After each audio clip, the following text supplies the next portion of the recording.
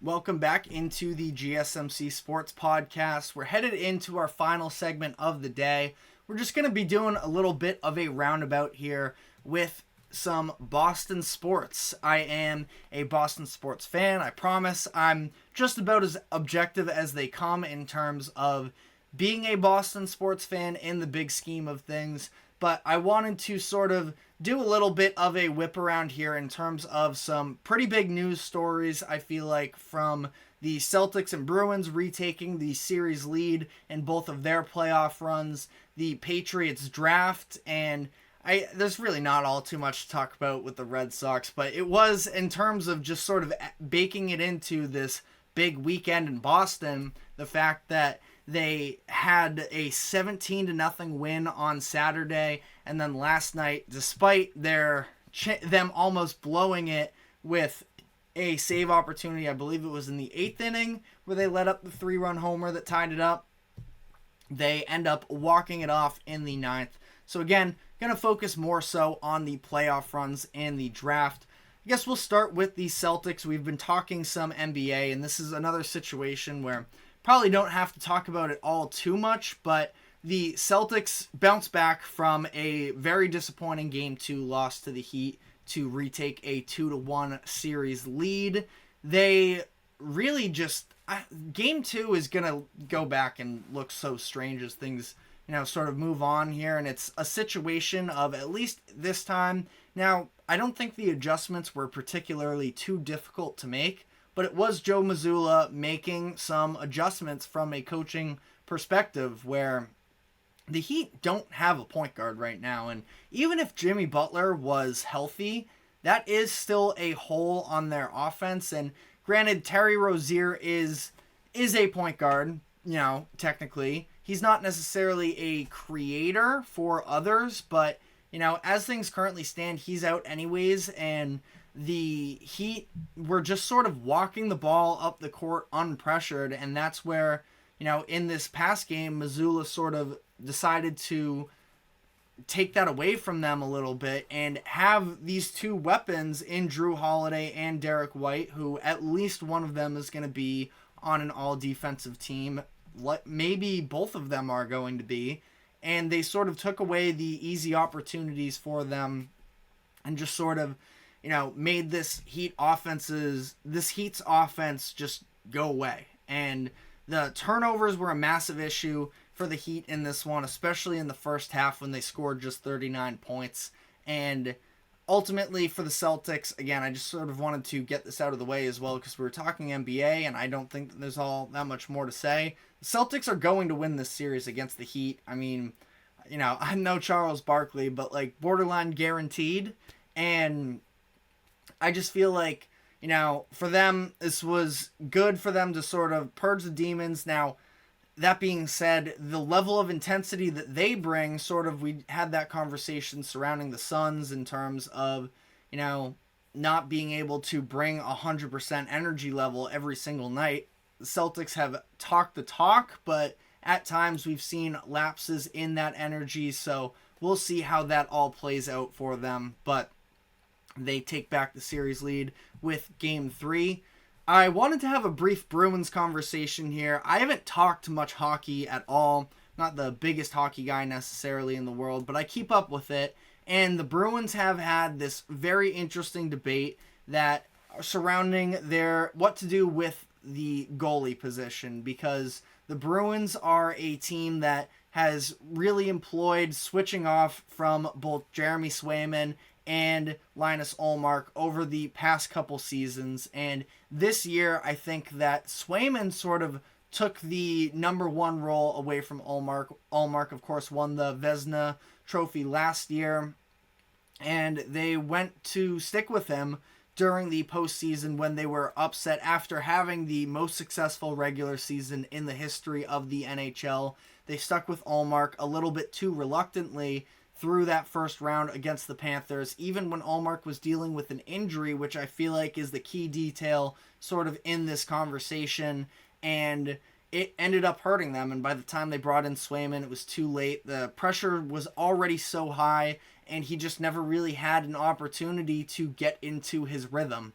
And now in this year's playoffs, it seems like Jim Montgomery, who was in his first year of being a head coach last season, is now sort of at least refined his ideologies behind it. Now, Game 1 was Swayman. He was terrific.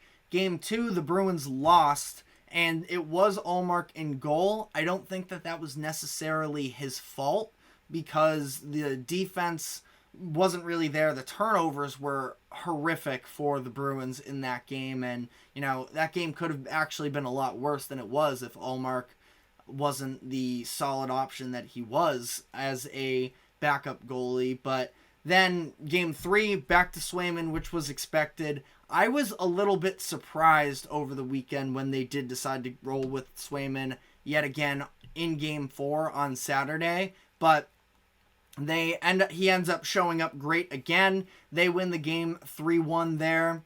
Or they win the game 3-1 to take a 3-1 lead in the series. Now, again, this conversation of what to do with the platoon, I think, is going to be very interesting moving forward here, where it seems like Swayman, who was an all-star earlier this year, is probably the better option for them in the goal, but at the same time, you don't necessarily want to turn away this weapon that they've had all regular season with being able to throw out multiple goalies and sort of throw off other teams. So they play Game 5 on Tuesday. I think that this one is going to be with Linus Ullmark to give him another opportunity to win. Now, if they end up losing this game, win or lose, or if they end up winning this game with Ullmark, I feel like they continue to go a little bit of a platoon. I think that Ullmark had a little bit of a down year this season in comparison to, of course, winning the Vezina last year. Still a solid option, but Swayman has kind of overtaken him in my eyes in terms of the best goalie available. And I think that it's just going to be really interesting to see how they continue to sort of balance this out, where if they end up losing on Tuesday, they're still in good control of this series where they have a 3-2 lead. They have Game 7 at home, and they can just ride out with Swayman. But again, I feel like it has implications, and next round they're likely going to be the underdogs one way or another. But it is a storyline that definitely I am interested in to see the way that this all plays out with the Bruins. And then finally, I wanted to spend the last couple minutes here talking about the Patriots draft, where we already talked some on Friday. They select Drake Maye with the 3rd overall pick. I thought that was the right decision. That was the guy that I was hoping the Patriots were going to end up with, and now they do.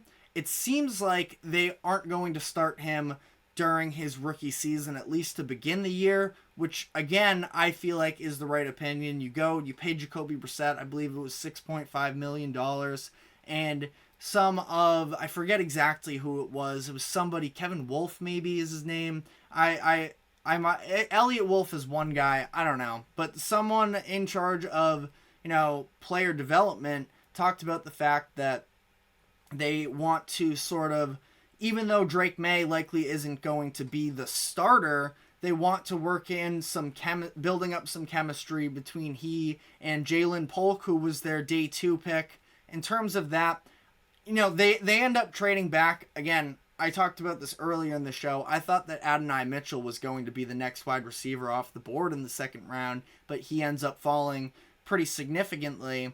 And Jalen Polk is a very good player. I still think that Mitchell is maybe more talented, but I can't say it was a bad move necessarily. And they ended up making this trade that in turn got them an upgrade in the next pick that they were able to go with. And in turn, I have it somewhere here, they ended up getting Javon Baker, the wide receiver out of UCF, which is also another player that, if you saw the quote, he definitely has some energy, where he said, if you're in New England, get your popcorn ready. I make people in wheelchairs stand up, which is a pretty outrageous quote. But, if you can back it up, that's a pretty funny way to begin your NFL career. But, I think that, and I'm sure that to some degree, that maybe Baker is going to be more a part of the development plan with Drake Maye off the bench. I just feel like the Patriots actually have a vision at this point, which they didn't for many years under Belichick. And especially when it comes to the quarterback development plan, I mean, the Patriots pretty much hurt Mac Jones at every turn that they could. And now it seems like they're trying to sort of approach it from more of a modern standpoint. Now, we'll see how this works out. There's a chance they could be getting a little bit too cute, but at the same time, I like the idea of what they have. I think Brissett, again, should be the week 1 starter. There's still holes on the offensive line. They made some picks to try and address it. They got the tackle out of Penn State, who I can look up his name right now. But he very athletic, has all of the physical tools to be good, but in terms of his execution while he was at Penn State was definitely underperforming, was asked to be the right tackle because Olu Fashanu was on the left side. It's Sadon Wallace is the tackle there, and then in the 4th round as well, they went back into the offensive line department, picking up Layden Robinson out of Texas A&M. So I thought they addressed all the positions of need, which was a good thing. Patriots are not going to be a contender this season. We already knew that, but it's about starting to build up an infrastructure that can actually succeed long term. And I do feel like they have taken some steps in the right direction to do so. But let me know what you think about the Patriots draft in the comment section. But that is all the time we have for today. Thank you very much for tuning into the GSMC Sports Podcast. Thank you to the GSMC Sports Network for allowing us to host this show. We host our live stream every 2 to 3 p.m. Eastern. Talk all things sports here. So we will be back tomorrow afternoon, and we will see you then.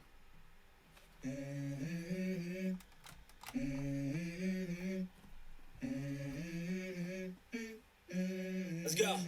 I wake up to a little bit of drool on my pillow, feel like it's gonna be a bad day. Yeah, I'm tired of shit, and the coffee ain't hit yet. Damn, ain't that great. I don't wanna go.